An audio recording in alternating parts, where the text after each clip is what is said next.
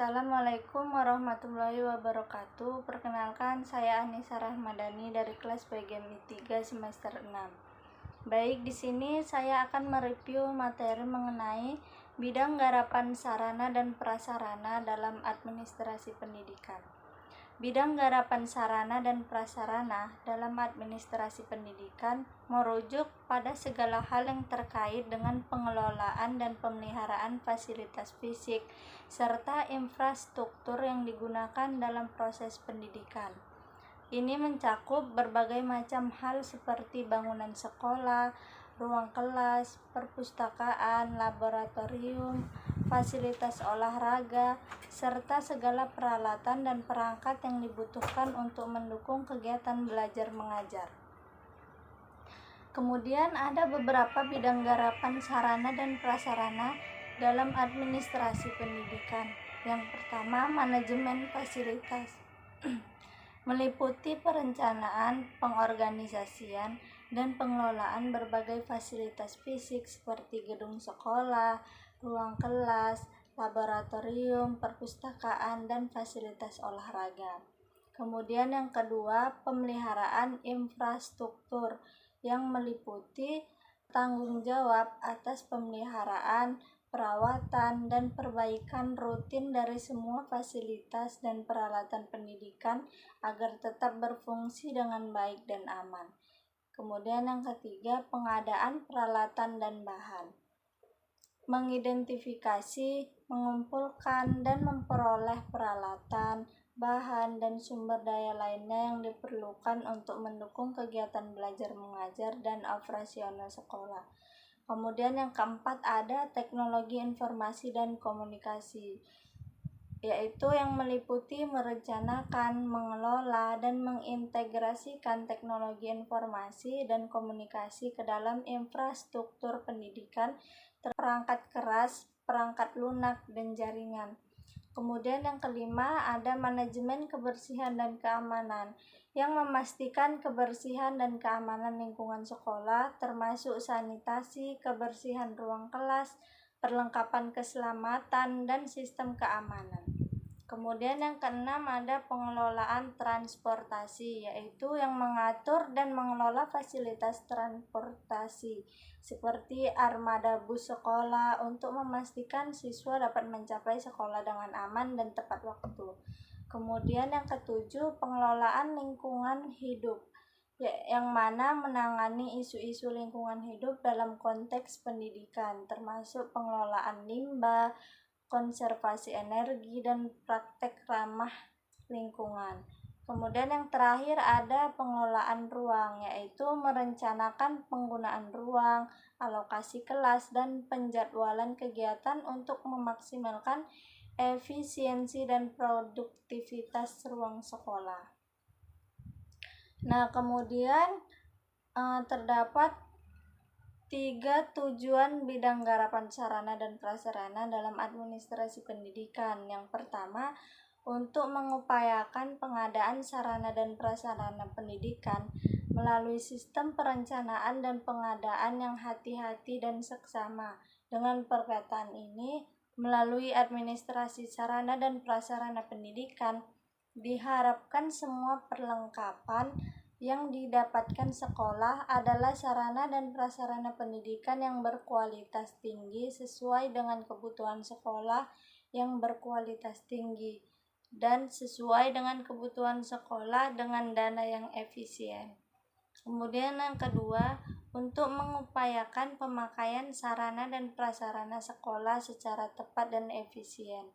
Kemudian yang ketiga, untuk mengupayakan pemeliharaan sarana dan prasarana sekolah sehingga keberadaannya selalu dalam kondisi siap pakai dalam setiap diperlukan oleh semua personil sekolah. Nah, kemudian untuk mendukung tercapainya tujuan sarana dan prasarana dalam administrasi sekolah, maka ada prinsip-prinsip yang perlu diperhatikan dalam mengelola sarana dan prasarana sekolah agar tujuan bisa tercapai dengan maksimal. Nah, menurut Ibrahim Rafadal, prinsip-prinsip tersebut antara lain yang pertama itu prinsip pencapaian tujuan, Yang kedua, prinsip efisiensi. Yang ketiga, prinsip administratif. Yang keempat, prinsip kejelasan tanggung jawab. Dan yang kelima, ada prinsip kekohesifan. Nah, kemudian ruang lingkup bidang garapan sarana dan prasarana, diantaranya yang pertama ada perencanaan. Nah, perencanaan atau planning merupakan proses pemikiran secara matang untuk melaksanakan program-program yang akan dilaksanakan sarana dan prasarana. Dalam pengelolaan sarana dan prasarana, perencanaan diarahkan terutama dalam rangka perencanaan kebutuhan perlengkapan sarana dan prasarana. Kemudian yang kedua ada pengadaan. Pengadaan sarana dan prasarana pendidikan di sekolah pada dasarnya merupakan upaya merealisasikan rencana pengadaan sarana dan prasarana pendidikan yang telah disusun sebelumnya. Kemudian yang ketiga, penginventarisasi. Penginventarisasi sarana dan prasarana pendidikan mempunyai dua fungsi. Yang pertama, untuk mengendalikan sarana dan prasarana melalui pemberian kode barang, nama barang, sumber barang, jumlah barang, tanggal pembelian barang, mutasi, sumber dana, dan keterangan barang. Kemudian yang kedua, untuk memberikan pengawasan terhadap sarana dan prasarana. Nah, kemudian yang keempat ada pemeliharaan. Kegiatan pemeliharaan terhadap sarana dan prasarana pendidikan dilakukan agar sarana dan prasarana pendidikan dapat terpelihara dengan baik, sehingga sarana dan prasarana pendidikan nyaman untuk digunakan dalam proses kegiatan belajar mengajar. Nah, kemudian yang kelima ada penghapusan. Ada beberapa hal yang perlu dilakukan atau diperhatikan dalam penghapusan sarana dan prasarana. Yang pertama, bangunan yang sudah tua atau rusak berat dan tidak bisa diperbaiki. Yang kedua, jika dilakukan perbaikan akan membutuhkan biaya yang sangat besar. Kemudian yang ketiga, secara teknis dan ekonomis kegunaannya tidak seimbang dengan besarnya biaya pemeliharaan.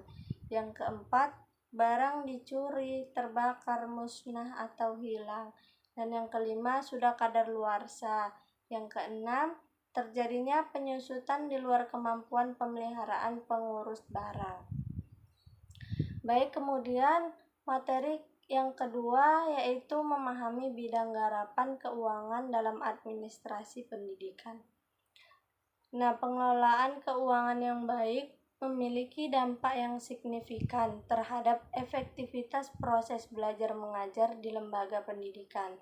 Pengadaan sumber daya pengelolaan keuangan yang baik memungkinkan lembaga pendidikan untuk mengalokasikan dana yang tepat untuk mendukung proses belajar mengajar. Dengan pengelolaan keuangan yang efektif, lembaga pendidikan dapat menginvestasikan dana dalam pengembangan kurikulum yang relevan dan inovatif serta program-program pendidikan tambahan. Hal ini dapat mencakup pengembangan kurikulum yang menyesuaikan diri dengan perkembangan teknologi dan kebutuhan pasar, serta program-program ekstrakurikuler yang memperluas pengalaman belajar siswa di luar kelas. Kemudian pengelolaan keuangan yang baik bukan hanya tentang pengelolaan anggaran saja, tetapi juga tentang menciptakan nilai tambahan lagi bagi pendidikan. Dengan mengalokasikan dana secara strategis, lembaga pendidikan dapat meningkatkan efektivitas proses belajar mengajar, memperluas aksesibilitas, membangun kemitraan yang kuat, mengelola resiko, dan merangsang inovasi. Oleh karena itu, penting bagi lembaga pendidikan untuk mengutamakan pengelolaan keuangan yang efektif sebagai bagian integral dari upaya mereka untuk memberikan pendidikan yang berkualitas dan berkelanjutan. Nah, tantangan utama dalam pengelolaan keuangan administrasi pendidikan seperti ketidakpastian anggaran dan biaya operasional yang meningkat, kemudian dapat diatasi melalui perencanaan yang matang, pengelolaan risiko yang adaptif, serta kolaborasi dengan pihak eksternal.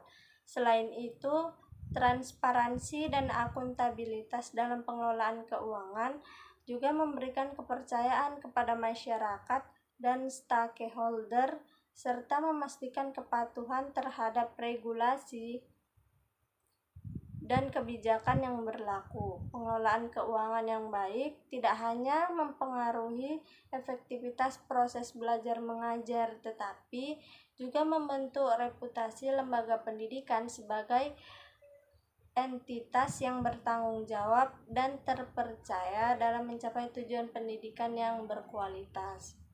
Baik, mungkin sekian review materi dari saya. Saya akhiri. Wassalamualaikum warahmatullahi wabarakatuh.